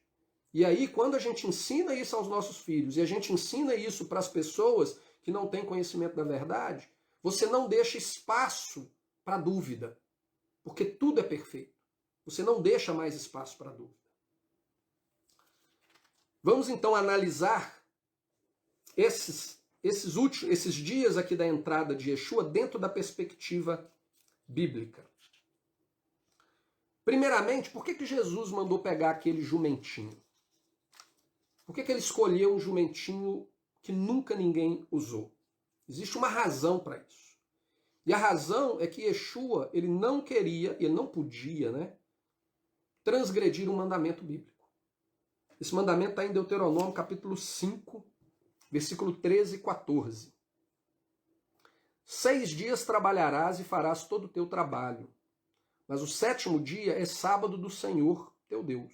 Não farás nenhum trabalho nele, nem tu, nem o teu filho, nem a tua filha, nem o teu servo, nem a tua serva, nem o teu boi, nem o teu jumento, nem animal algum teu, nem o estrangeiro que está dentro das tuas portas, para que o teu servo e a tua serva descansem como tu. Então, basicamente, o sábado, ele é uma aliança entre Deus e o seu povo. Ele é um sinal da aliança entre Deus e o seu povo. Porém, o que Deus está falando aqui é o seguinte: até o seu animal merece descanso. A aliança de Deus não é com o animal. O animal ele não tem aliança com Deus, no que diz respeito ao sábado. Mas ele tem direito ao descanso do sábado. O que Deus está falando aqui é o seguinte: não coloca o seu animal para trabalhar 7 dias na semana. Você vai parar para descansar no sábado? Deixa o seu animalzinho descansar no sábado. Portanto, o que acontece aqui? Segundo a contagem de tempo cronológica que nós vemos, o início do ano bíblico no ano 28 depois de Cristo, a data da Páscoa e tudo mais, fica inquestionável que Yeshua entrou em Jerusalém no sábado. Porém, ele entrou montado num jumento. Como que ele faria para não transgredir este mandamento de que o animal também tinha direito ao descanso? A única maneira dele fazer isso é pegando um animal que nunca trabalhou. O fato daquele animal nunca ter sido usado para nada e por ninguém, aquele animal ele não estaria sendo violado o direito daquele animal de descansar no dia de sábado. O animal ele não tinha que descansar o dia de sábado porque ele tinha uma aliança com Deus e aí todo sábado ele tem que descansar. Não era isso. Nós temos uma aliança com Deus. Então, independente do meu filho trabalhar, ou do meu bebê trabalhar, ou de qualquer pessoa trabalhar, sábado é um dia de estarmos na presença de Deus e não exercermos nenhum trabalho serviçal.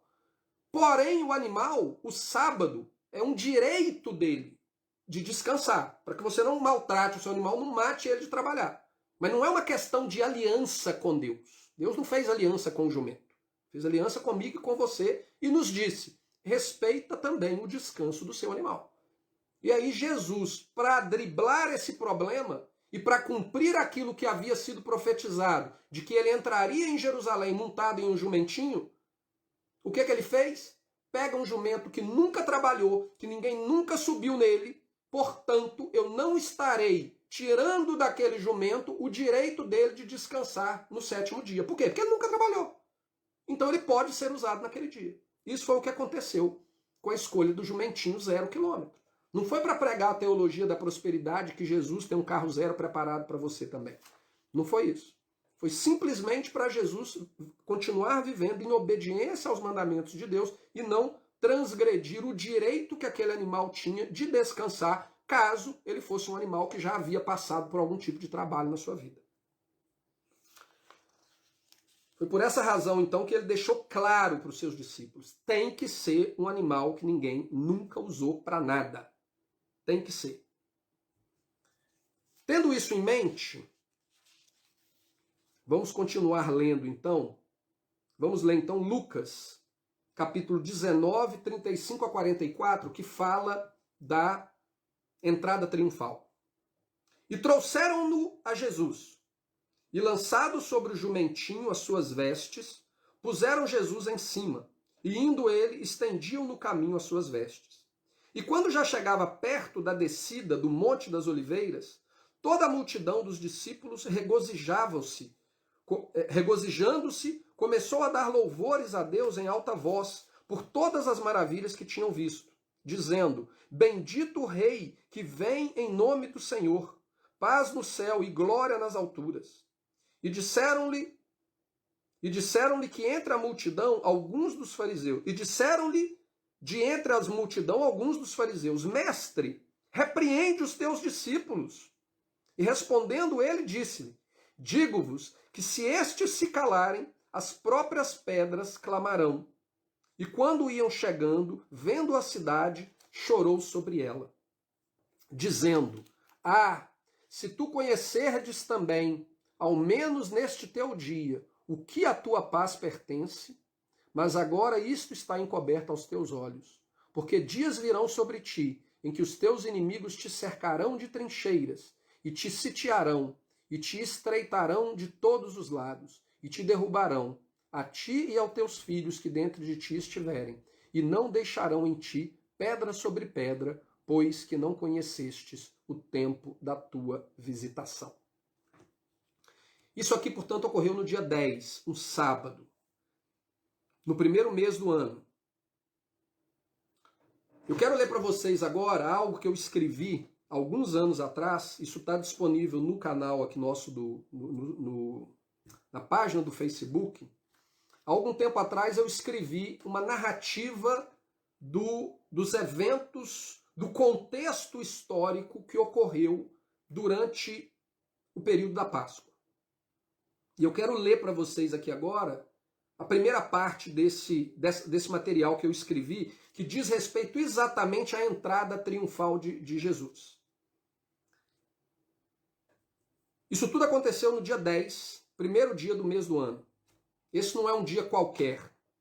Segundo a lei de Deus, é neste dia em que o cordeiro a ser sacrificado na Páscoa deve ser selecionado e levado para casa, onde será inspecionado por 4 dias, para que se tenha certeza que o mesmo não possui nenhum tipo de imperfeição que o desqualifique para ser utilizado no sacrifício da tarde do 14º dia.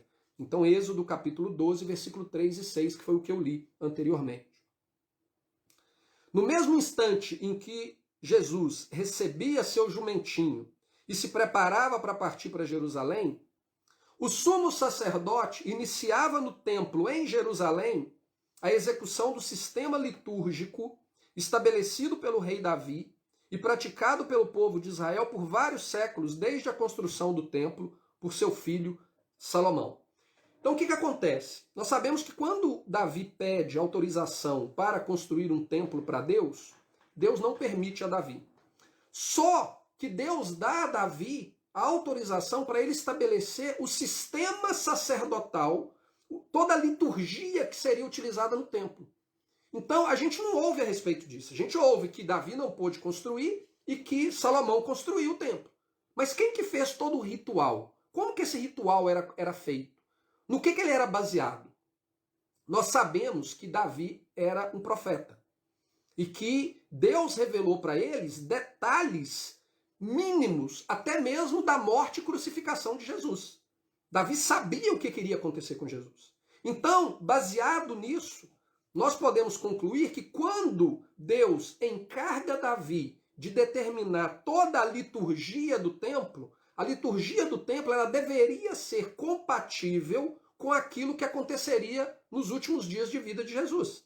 Ou seja, a própria liturgia, que não está descrita nas páginas da Bíblia, mas o povo de Israel, principalmente o Instituto do Templo em Jerusalém, eles têm os documentos no qual eles baseiam a liturgia do templo, ela é uma figura profética do que aconteceria com Jesus. E aí, por que eu estou falando que foi Davi que fez isso? Porque a própria palavra de Deus nos diz isso. Quero ler com vocês 2 Crônicas, capítulo 7, versículo 6, que diz assim, falando justamente a respeito de algumas liturgias do templo. E os sacerdotes serviam em seus ofícios, como também os levitas, com os instrumentos musicais do Senhor, que o rei Davi tinha feito, para louvarem ao Senhor, porque a sua benignidade dura para sempre. Quando Davi o louvava pelo ministério deles, e os sacerdotes tocavam as trombetas diante deles, e todo Israel estava em pé. Então o texto fala claramente que Davi ele construiu os objetos ali, até mesmo os instrumentos musicais que os levitas utilizaram na adoração a Deus no templo. Então Davi era responsável por aquilo. 2 Crônicas 8, versículo 14. Também, conforme a ordem de Davi, seu pai, designou as turmas dos sacerdotes para seus ministérios, como também as dos levitas, acerca dos seus cargos, para louvarem e ministrarem diante dos sacerdotes, segundo o que estava ordenado para cada dia, e os porteiros pelas suas turmas e cada porta, porque assim tinha mandado Davi, o homem de Deus. Então, quem que determinou o que iria acontecer dentro do templo? Davi. E Salomão, quando estabelece o templo, passa tudo aquilo que ele recebeu de Davi aos sacerdotes e aos levitas, como que eles deveriam fazer o ritual. Ainda, 2 Crônicas 29 e 25. E pôs os levitas na casa do Senhor com símbolos, com saltérios e com harpas, conforme o mandato de Davi e de Gade, o vidente do rei, e do profeta Natã, porque este mandamento veio do Senhor por mão dos seus profetas. Mas aonde que está esse mandamento? Não está na nossa Bíblia.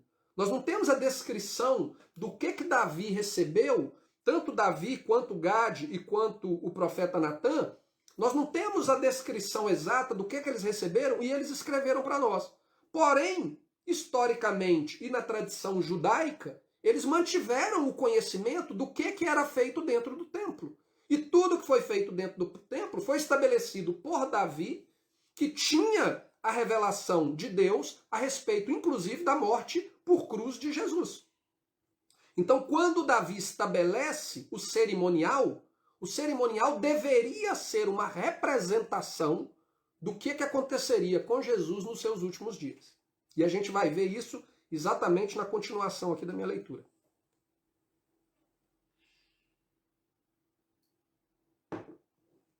Então, lembrando o que aconteceu com Jesus.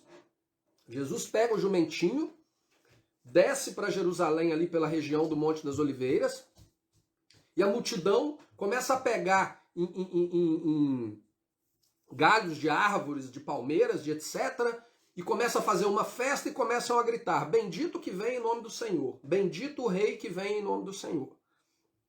E Jesus chega então ali à porta do templo, e apesar de Lucas não descrever, quando a gente lê os outros evangelhos que tratam desta ocasião, que é Mateus capítulo 21, 7b a 11 e 15 a 16, e Marcos 11, 7 a 11, e João 12, 12 a 16, você vai ver que ele chega, ele entra na cidade, ele sobe até o templo, e aí quando ele chega no templo, ele vai embora para Betânia, que era de onde ele veio.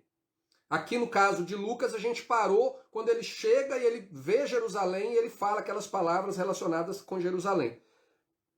Mas eu vou continuar lendo aqui, vocês vão entender o contexto do que estaria acontecendo em Jerusalém naquele momento. Nessa época, primeiramente, além desses textos que eu li aqui de 2 Crônica 7, 6, 2 Crônica 8, 14 e 2 Crônica 29, 25, eu recomendo para vocês,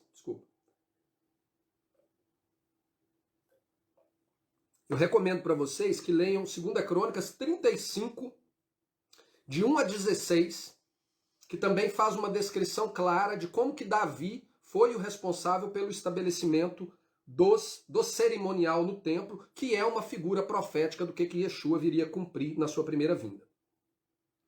Continuando a leitura do contexto do que estaria acontecendo em Jerusalém. Nessa época, no caso no dia 10 do primeiro mês do ano, a cidade estaria completamente tomada por peregrinos, israelitas de todas as partes do mundo, que viriam a Jerusalém em obediência à lei do Senhor, que determinava que toda a família pertencente à nação de Israel, sejam eles naturais ou estrangeiros, deveriam comparecer perante Jeová 3 vezes ao ano, no local onde ele escolheu para colocar o seu nome, sendo a Páscoa uma dessas datas. Isso está em Deuteronômio capítulo 16, versículo 1 a 16. Na manhã do dia 10, o sumo sacerdote, isso segundo o ritual que era obedecido no templo na época de Jesus, há 2000 anos atrás. Na manhã do dia 10, o sumo sacerdote se preparava para ir a Belém, mais especificamente em uma das fazendas responsáveis pela criação dos animais a serem utilizados como sacrifício do templo. Aonde que Jesus nasceu? Em Belém. Então o sumo sacerdote ele ia até Belém. Belém era a cidade onde as fazendas para a criação das ovelhas eram mantidas para que fossem ofertadas no templo. Então o sumo sacerdote ele tinha a responsabilidade de descer do templo, sair pela porta eu vou falar aqui mais para frente qual porta que era, eu não lembro de cabeça, ir até Belém, pegar a ovelha e trazer de volta, e essa era a ovelha do sumo sacerdote. A ovelha do sumo sacerdote seria a última ovelha no dia 14 a ser sacrificada. Então, segundo, se eu não me engano, Joséfo, naquela época, 2.500.000 pessoas enchiam a cidade de Jerusalém e elas estavam ali para oferecer os sacrifícios. Então imagina, 2.500.000 pessoas.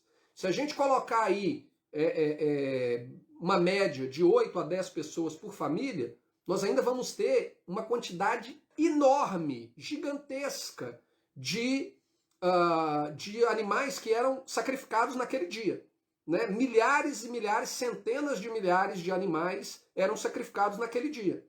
E o último animal a ser sacrificado, encerrando o período da celebração da Páscoa, era o animal do sumo sacerdote. A gente vai ver isso mais para frente.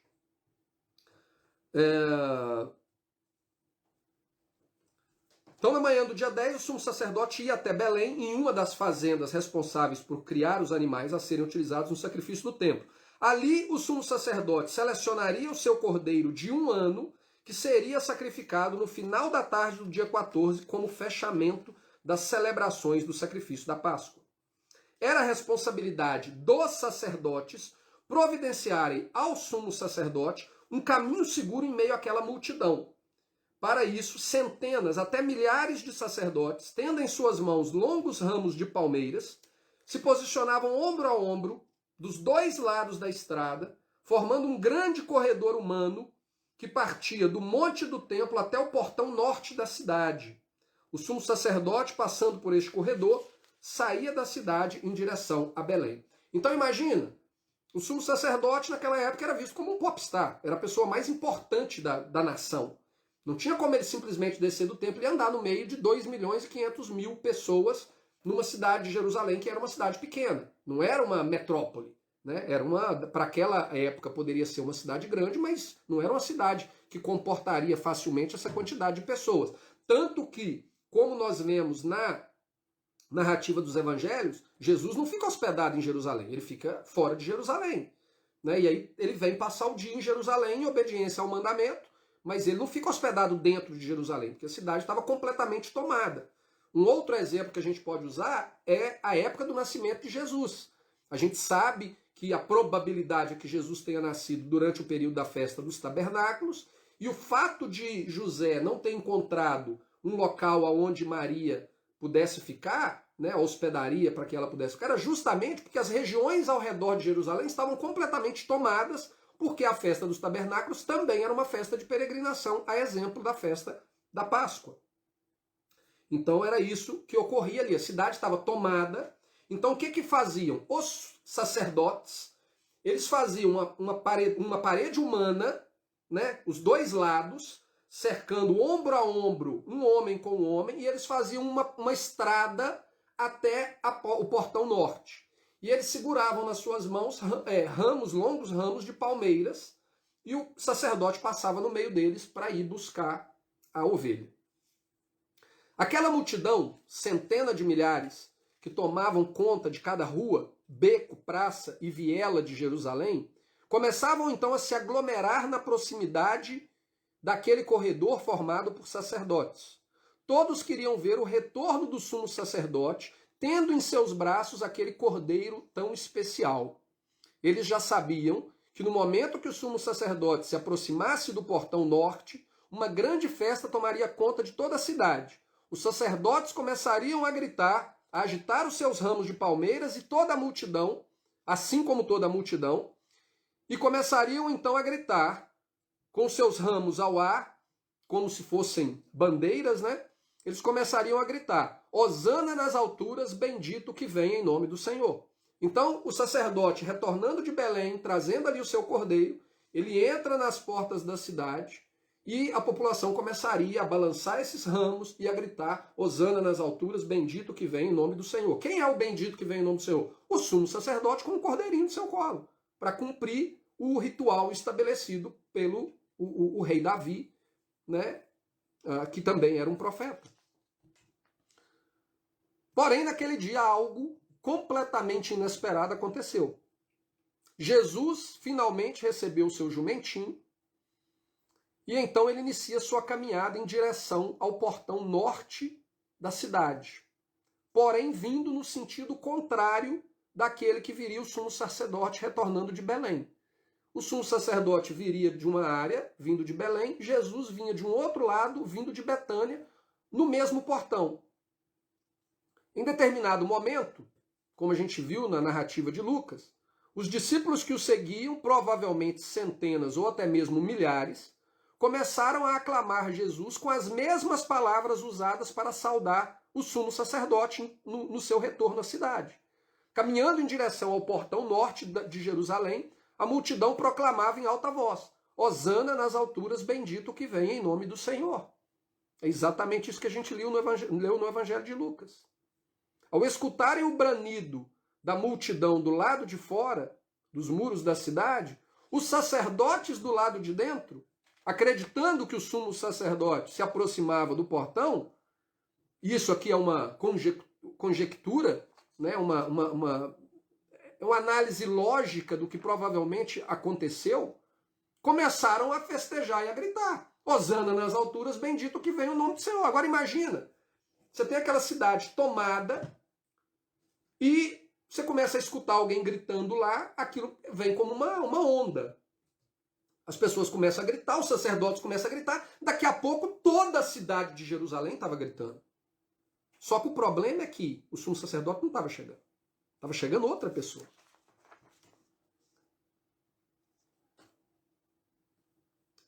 Ao escutarem o bramido da multidão do lado de fora dos muros da cidade, os sacerdotes do lado de dentro, acreditando que o sumo sacerdote se aproximava do portão, começaram então a festejar, e aquele clamor e agitação tomou conta de toda Jerusalém. Do lado de fora do portão, alguns dos sacerdotes e outros líderes religiosos procuravam entender o que acontecia, uma vez que ainda não havia sinal do sumo sacerdote. De repente, eles veem uma multidão que se aproximava pelo lado do Monte das Oliveiras, tendo Jesus assentado sobre um jumento em meio a eles.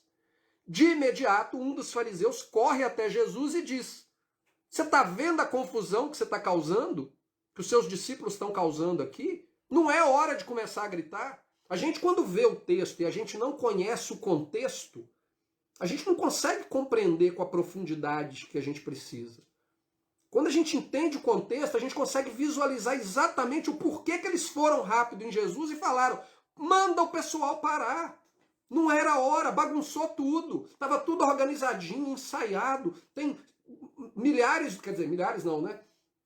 Centenas de anos que nós estamos fazendo isso tudo certinho, certinho, certinho. E agora os seus discípulos avacalhou tudo. O sumo sacerdote não apareceu ainda. E aí eles chegam para Jesus: manda seus discípulos se calarem. E a resposta de Jesus para ele é: se eles se calarem, as próprias pedras clamarão. Aquele dia e hora foram determinados por Deus antes da fundação do mundo, porque é uma figura profética, é uma sombra profética, que foi revelada ao seu profeta Moisés, através da figura estabelecida na própria festa da Páscoa, e também, posteriormente, ao rei Davi. Nada seria capaz de impedir que aquelas coisas se cumprissem exatamente como estavam se cumprindo. Ao se aproximar da cidade, vendo-a de perto, Jesus chorou. Jesus sabia que os líderes religiosos da nação de Israel, completamente contaminados por tradições e doutrinas de homens, seriam incapazes de reconhecer o cumprimento da figura profética estabelecido pelo rei Davi na realização da liturgia das festividades do Senhor. Jesus entra pela porta da cidade e parte em direção ao templo. Um grande alvoroço toma conta da multidão que já não entendia o que estava acontecendo. Onde está o sumo sacerdote? Quem é esse que está subindo? Toda aquela confusão só reforçava a certeza dos líderes religiosos de que Jesus deveria morrer. Jesus chega ao monte do templo e já é fim da tarde. Ele olha ao seu redor, imagina como serão os próximos dias e se retira para Betânia para passar a noite. Então aqui a gente faz uma análise baseado na informação que nós temos do Novo Testamento, baseado na compreensão que nós temos contexto histórico de como que a liturgia era realizada em Israel, do que pode ter acontecido naquele dia.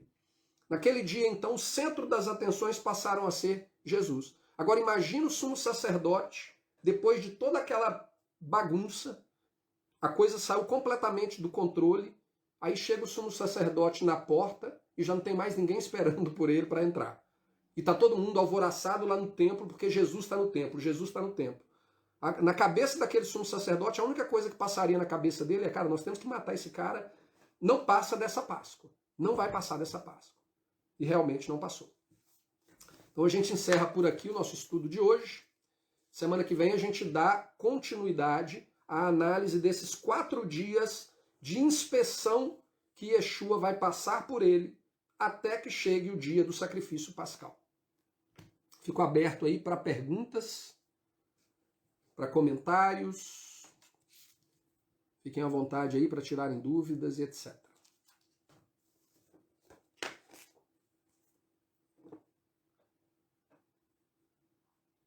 Me pega um pouquinho de água para mim, por favor. Alguém está vivo? Estamos aí, conectados?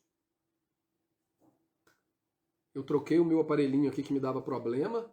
Espero que estejamos conectados. Joga um joinha, pelo menos, em saber que está todo mundo aí, que eu não estou falando para as paredes. Não, o Patrick está aí, falou oi. Valéria também. Estamos juntos. Alguma dúvida, algum comentário? Alguma coisa que vocês querem acrescentar? Se não tiverem nada para acrescentar, a gente pode dar por encerrado o estudo de hoje. Alex Neves. Oi, Alex. Nós estamos acabando o estudo. Se você entrou agora, daqui a pouquinho nós vamos estar encerrando. O estudo vai ficar disponível aqui na nossa página do Facebook. Depois de alguns minutos, né, ela fica aqui a postagem dela. E posteriormente eu carrego ele no nosso canal no YouTube, que tem o mesmo nome aqui da página, Tempo de Restaurar. Mas se eu não me engano, o canal do YouTube, talvez ele esteja escrito, eu não tenho certeza se eu coloquei aqui como a página, a website nosso, não tenho certeza. Mas a maneira mais fácil de você encontrar o nosso canal no YouTube, é onde nós temos a nossa série sobre a cronologia dos evangelhos completa lá. A maneira mais fácil de você encontrar ela é você escrever da obediência à rebelião. Como a igreja se desviou da fé uma vez entregue aos santos. Esse é um vídeo que tem lá no nosso canal e é a maneira mais fácil de você encontrar o nosso canal no YouTube.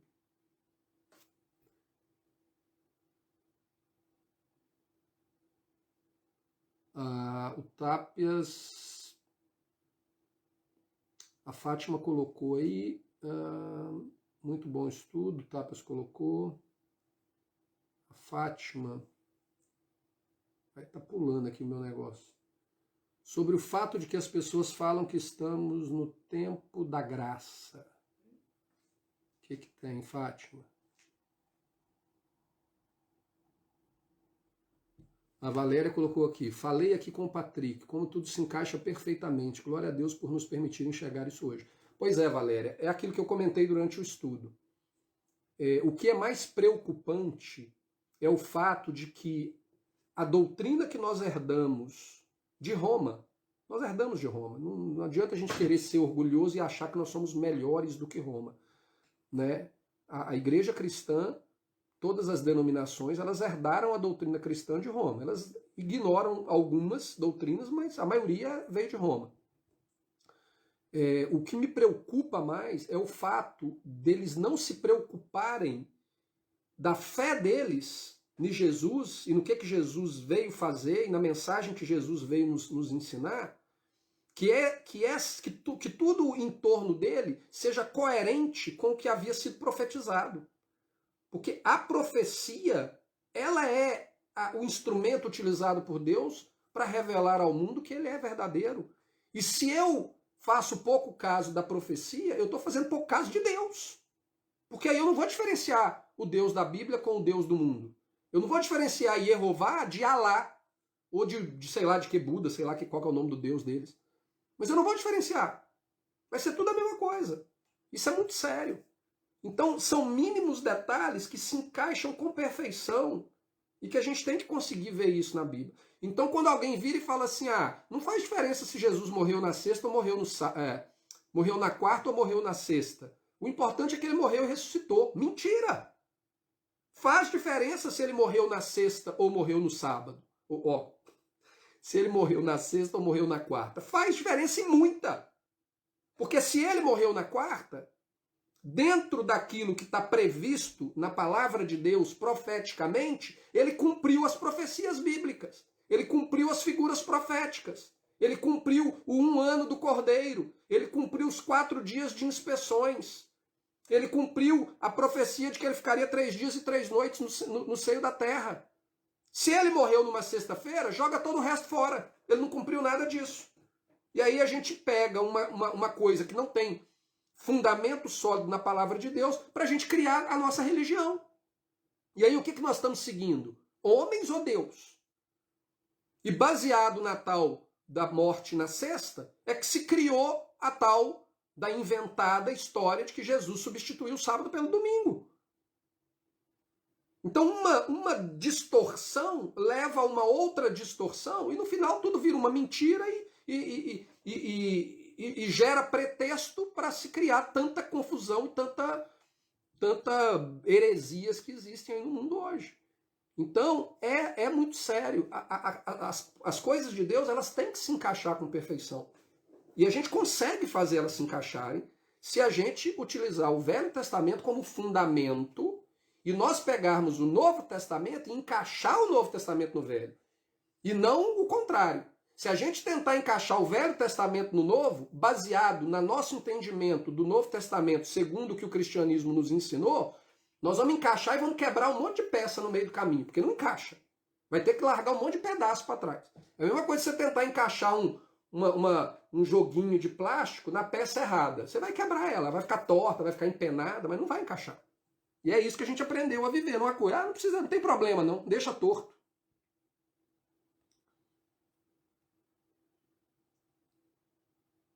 Cara, eu tô com um problema aqui no meu negócio de rodar aqui. Tá, a Fátima colocou que o negócio da graça, né, o tempo da graça. Ele é o pastor que ela segue. Ela e o pastor que ela seguem é totalmente contra a antiga aliança. Gente, eu encosto o dedo aqui, as imagens. Tá difícil para mim ler. Oh. Milene, você tá conseguindo ler aí? Pega o notebook para mim. Você tá conseguindo ler? O quê? Os comentários. Pega para mim ali o notebook e liga o ventilador para mim que eu tô derretendo. Deixa eu abrir a janela aqui. Gente, espera um pouquinho para mim ler aqui que eu não tô conseguindo. Eu aperto o dedo na tela, aí eu começo a subir, de repente ela volta tudo para trás. Não tá dando. Deixa eu tentar abrir aqui. Eu comprei um notebook que eu quero ver se eu consigo melhorar as nossas transmissões. Aí eu vou estar com o notebook aqui na mesa, quero ver se à medida que eu for lendo, eu consigo transmitir a imagem para vocês com texto bíblico. Quando eu estiver fazendo uma citação de alguma fonte, eu tenho condição de apresentar a fonte para vocês. Então eu quero ver se eu aprimoro aqui o nosso trabalho. Deixa eu só entrar aqui, e pior que como é que eu vou entrar aqui no meu Facebook, nesse negócio?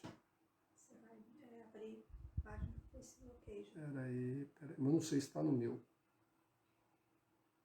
Ele é pastor que segue totalmente contra a antiga aliança. Né, subiu de novo, volta aqui. Nosso pai. Gente, que dificuldade que está aqui esse troço.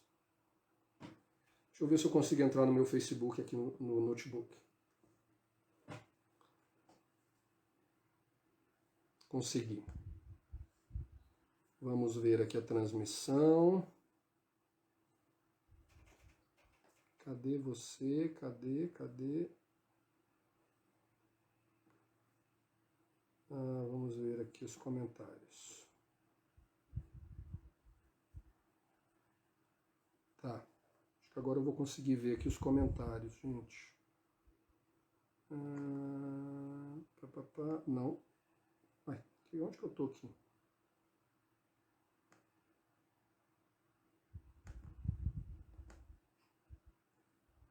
Gente, é a primeira vez que eu tô tentando usar o notebook aqui, só que ele me abriu o negócio. Tá difícil, viu?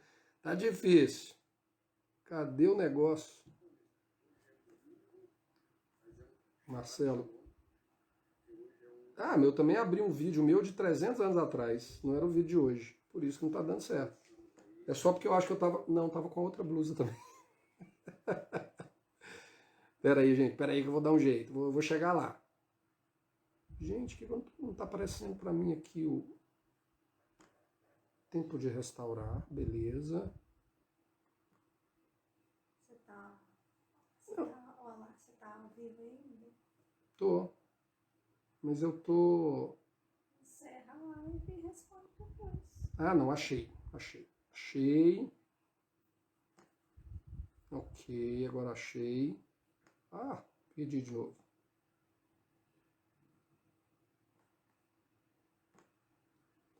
Ok. Então vamos aqui. Não consigo falar com ela. Por que não está me mostrando todas as mensagens?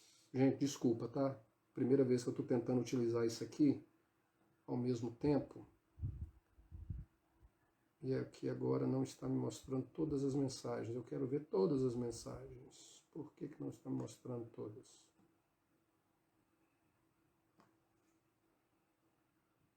Gente. Tá. Aqui pelo menos eu estou vendo a mensagem que eu não estou conseguindo ver ela ali. Não consigo falar com ela de forma plausível para ela entender que as duas alianças devem caminhar juntas. Concluindo isso tudo, são totalmente desprovidos dos cumprimentos proféticos sobre o Messias.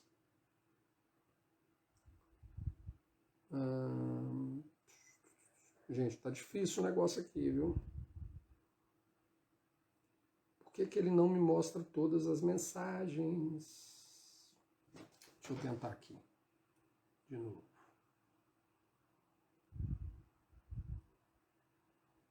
Por falta de conhecimento que existe essa confusão hoje no mundo, Patrick escreveu. Deixa eu ver aqui no negócio. Por falta de conhecimento... tá. As últimas mensagens são as que estão em cima, então. Beleza. Deixa eu ver aqui. Beleza. Então tá. Ô Fátima, olha... A questão é o seguinte, não nos enganemos, Nós não vamos conseguir mostrar para todo mundo, nós não vamos conseguir mostrar nem para a maioria, nós vamos conseguir mostrar para a minoria. As pessoas não vão entender, tem gente que não quer entender, entendeu? A pessoa que eu não sei, eu sei que é algo muito complexo, você talvez não conseguiria me explicar 100% essa questão, aqui digitando, essa questão do que significa eles são totalmente contra a velha aliança. Talvez o que você está querendo dizer com isso é que eles são contra as pessoas obedecerem à lei de Deus. Só que a questão toda é o seguinte... A primeira coisa que a pessoa tem que estar aberta a fazer é estudar o Velho Testamento, as profecias, como se ela estivesse começando a entender a Bíblia. Se ela tentar ler o Velho Testamento com as concepções já pré-estabelecida na cabeça dela do cristianismo, ela sempre vai ler e vai deturpar. Ela sempre vai ler e vai distorcer.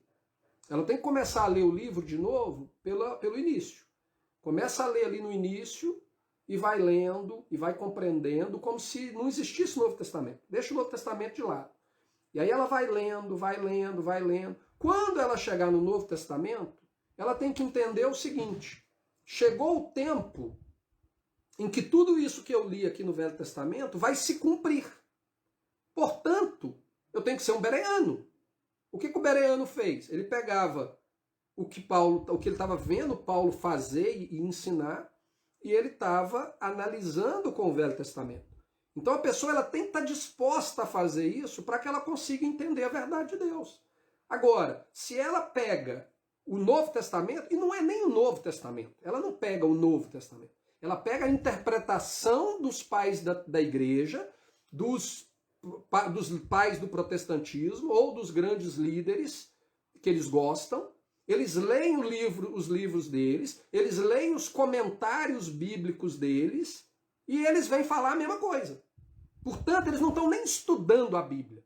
Eles estão estudando o que alguém fala e estão compartilhando aquilo que alguém fala, só isso. Então, infelizmente, vão ter pessoas que não vale a pena perder tempo. A gente tem que tirar da nossa cabeça que nós temos que convencer todo mundo. Jesus ele deixou muito claro. Ele deixou muito claro. Quando você chegar numa cidade, né, quando ele enviou os 12 e quando ele enviou os 70, quando você chegar na cidade e eles não quiserem dar ouvido, não quiser receber vocês, sacode a poeira do seu pé e segue em frente. Lá na frente você vai achar alguém que quer. Então, infelizmente, entendeu? Eu falo isso para pessoas da minha própria família.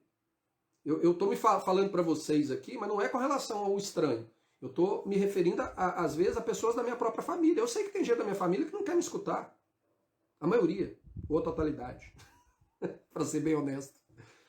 Não querem escutar. Alguns, pouquíssimos, estão abertos para o diálogo. Outros estão surdos, cegos, mudos, não querem nada. Eu nem perco tempo. Nem perco tempo. Porque eu sei que amanhã, por exemplo, nesses anos aí que eu estou trabalhando com isso,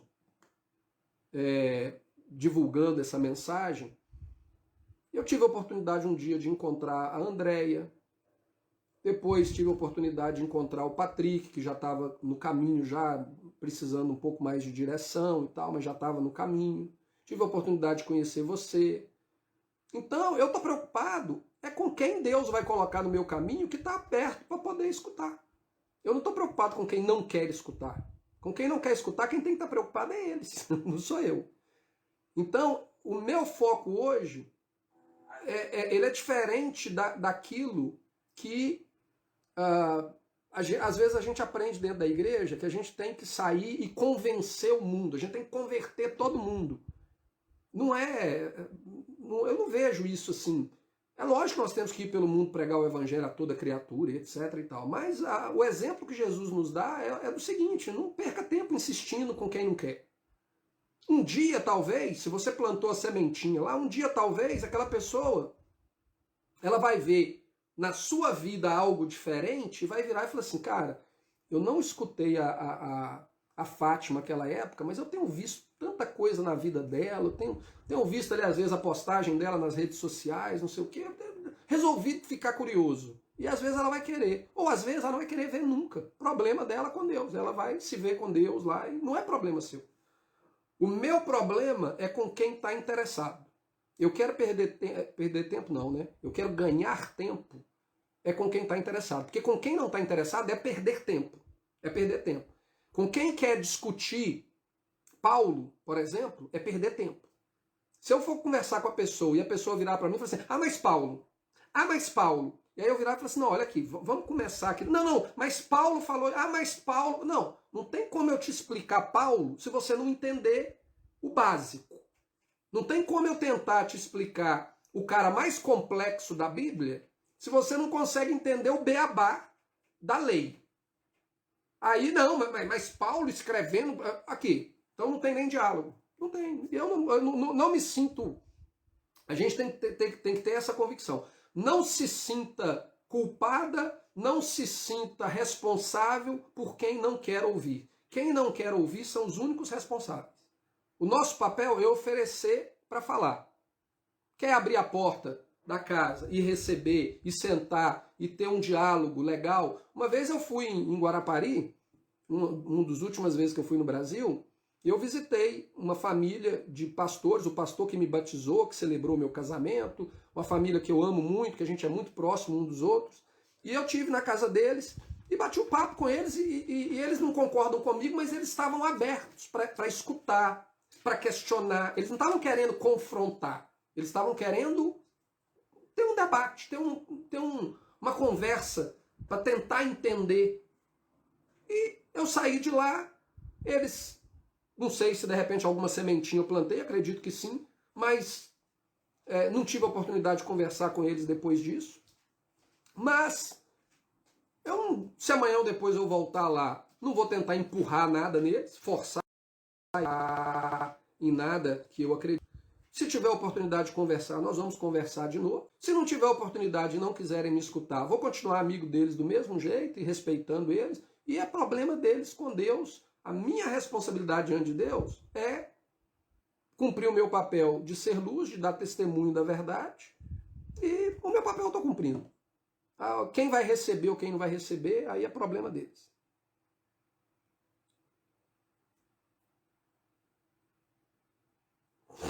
A antiga aliança para eles não deve ser nem lida, pois a nova aliança é o que está valendo atualmente. E são pessoas velhas de igreja. Pois é, Fátima, como que os bereanos poderiam confrontar, né, os bereanos que são valorosos, como que eles poderiam confrontar Paulo para saber se o que Paulo ensinava era verdade, se eles não poderiam nem ler a antiga aliança? Como que Jesus, no caminho de Emaús, poderia instruir os seus discípulos a compreenderem quem verdadeiramente ele era, se Jesus não deveria nem ter mencionado a lei, os profetas e os salmos? Essas pessoas não estão preocupadas com Deus, essas pessoas querem viver religião. Pessoas desse tipo, para mim, não tem diferença nenhuma de um budista, de um espírita, de um ateu, de um muçulmano. É apenas um religioso, uma pessoa que criou uma coisa para ela que ela quer acreditar, e ela quer acreditar naquilo ali, ela não está querendo acreditar na verdade. A vida da igreja primitiva, dos apóstolos, de Jesus, foi baseada no Antigo Testamento. Eles nunca tiveram nova aliança, livros da nova aliança. O Novo Testamento só veio a surgir 300 anos, 400 anos depois. E como que a pessoa hoje vira e fala assim, não, a gente não deveria ler o Antigo Testamento. Mas peraí, Jesus então fazia o quê? Como que ele vivia a vida dele? Os apóstolos, como que eles viviam a vida dele? É assim, é de uma coisa tão sem lógica, que sinceramente, eu imagino que você deve amar essas pessoas e tal, mas não perca seu tempo não. Não perca. Perca o tempo ganhe tempo, né? Ganhe tempo com quem está disposto a ouvir. Igual de vez em quando a gente vê algumas pessoas que entram e que, olha, achei interessante e tal, nunca tinha visto dessa maneira. Beleza, vamos conversar. No dia que aquela pessoa também não estiver interessada, ótimo, segue seu caminho, eu estou seguindo o meu aqui. Não perca o tempo, não perca o tempo. O tempo é muito precioso para a gente perder com quem não quer.